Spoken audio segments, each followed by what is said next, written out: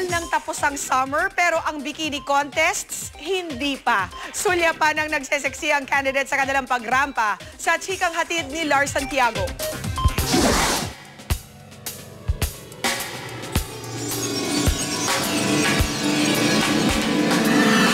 Nitong weekend, sa gitna ng pag-ambon, walang takot na rumampa ang ilan sa mga kasali sa 2010 Bikini Bodies.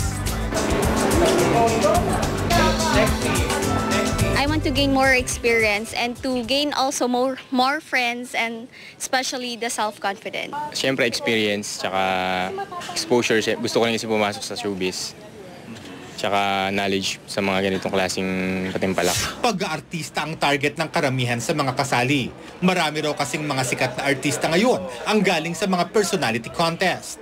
Kung mayroon ding opportunity na magbigay sa akin, why not? Hanggang sa hindi kakasira ng pangalan ko, gagawin ko. Ngayon pa lang, kanya-kanya na sila ng idolo na gusto nilang tularan. Marian Rivera. Kasi po ang galing niya po umarte siya umiyak. At kung talent ang pag-uusapan, hindi naman daw sila pahuhuli.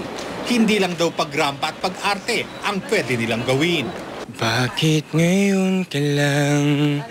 Bakit ngayon kung kailan ang aking puso'y mayroon ng laman?